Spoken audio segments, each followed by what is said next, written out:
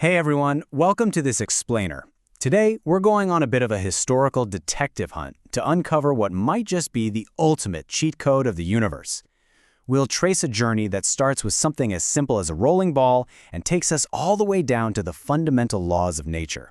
It's a story packed with rivalry, absolute genius, and a profound realization about how our universe actually operates. All right, here's our game plan for today. We'll hit the fastest path problem, check out the trick of light, dive into the concept of action, break down Hamilton's grand principle, and wrap up by literally deriving nature's laws. Okay, part 1, the fastest path problem. This was a literal crisis in classical mechanics. Picture this. You've got a particle sliding down a completely frictionless track. It's moving from a high point to a low point just under the force of gravity. Now, what exact shape should that track be to get the particle to the finish line as fast as physically possible? Now, your gut reaction is probably going to be, well, just draw a straight line because, a straight line is the shortest distance between 2 points, right?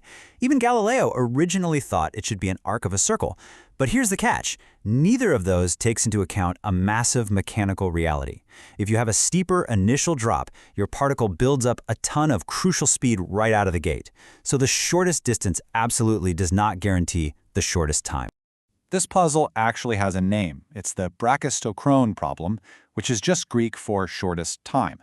Back in June of 1696, the brilliant mathematician Johann Bernoulli threw this challenge out to the entire mathematical world, giving everyone 6 months to solve it. And for half a year, Europe's absolute heaviest hitters, including guys like Gottfried Leibniz, just totally hit a wall. There was zero systematic math to optimize one single path out of infinite possibilities. That is, until the challenge finally landed on Isaac Newton's desk. And Newton? Well, he was actually pretty annoyed. He wasn't even doing active research at the time. He famously complained about being dunned and teased by foreigners about mathematical things. But, the puzzle was just too incredibly intriguing to pass up. His curiosity won out, so he stays up until 4 a.m. and absolutely demolishes the problem overnight. Which really just goes to show you the sheer, terrifying genius of Newton. Because when Johann Bernoulli received this anonymously submitted solution, he literally took one look at the math and knew instantly exactly who wrote it. He famously declared, "I recognize the lion by its claw." So what was this genius solution? It's a curve called a cycloid. Imagine a single point on the rim of a rolling wheel and trace the path it makes as the wheel moves. That's a cycloid. But here is the absolute craziest part. Not only does it solve the shortest time problem perfectly, but it also happens to be a Todaykan curve. That means no matter where you drop the ball on this specific curve, whether it's super high up or right near the bottom, it takes the exact same amount of time to reach the end. I mean, what an absolute mathematical miracle. Moving right along to part 2, the trick of light and Fermat's principle.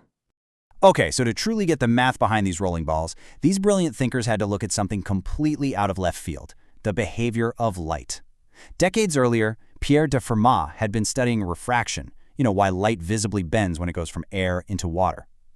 Unlike reflection, where light just takes the shortest physical distance, Fermat realized that refracting light is actively hunting for the fastest possible route.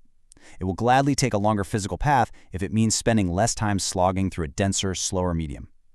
This principle of least time is actually what naturally leads to Snell's law. And this is where Bernoulli pulled off a total masterstroke. He ingeniously connected these two completely unrelated ideas. He realized that a ball accelerating down a track is mathematically identical to a beam of light choosing the fastest path through microscopic layers of glass or water. He basically treated gravity, which causes the ball to speed up, exactly like light passing through infinitely thin layers of varying optical density. By applying the math of bending light to a falling object, Bernoulli completely unlocked the secret of the cycloid. That brings us to part 3, the concept of action, and a much deeper law. See, this whole optical mechanical analogy hinted at something massive. It suggested that the universe wasn't just following local rules, but was running on a grand optimization law. By the 1740s, Pierre-Louis de Maupertuis came out and boldly proposed that both light and matter follow one single rule. They minimize an abstract physical quantity he called action.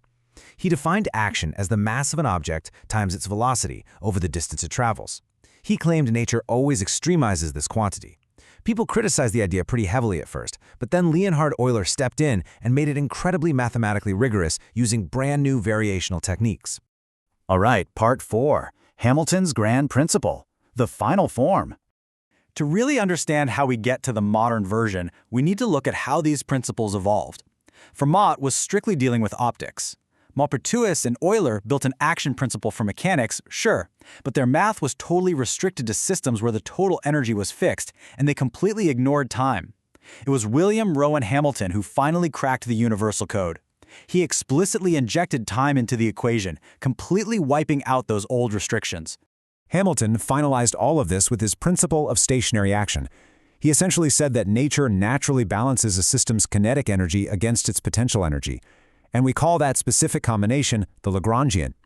He found that over a fixed period of time, between a distinct start and end point, the actual physical path the universe takes is the one where the overall action is stationary. Meaning, if you compare the true path to any slightly altered imaginary path you could possibly draw, the true path's action doesn't fluctuate. Which leads us perfectly into our final section, Part 5, Deriving Nature's Laws, specifically Newton's second law. Now, we get to the massive payoff of this entire explainer.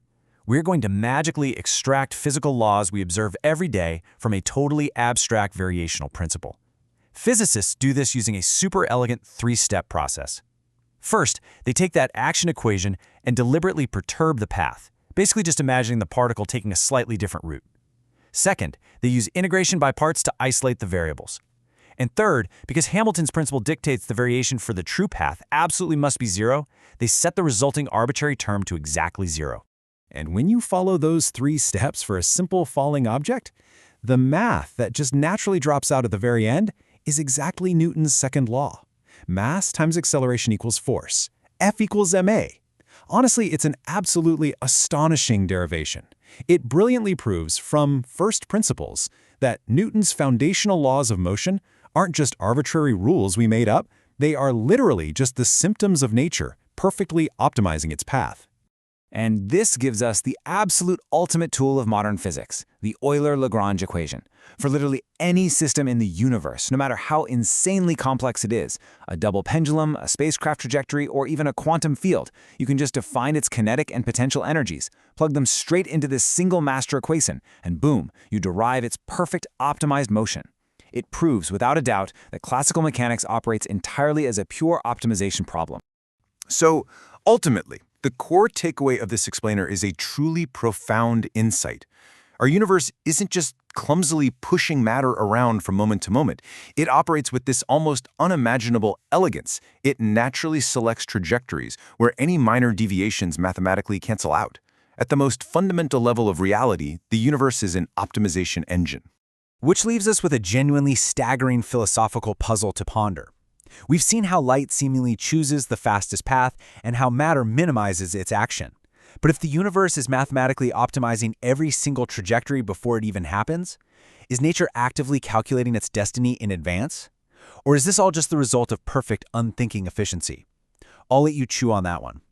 Thank you so much for joining me on this explainer, and keep questioning the universe around you.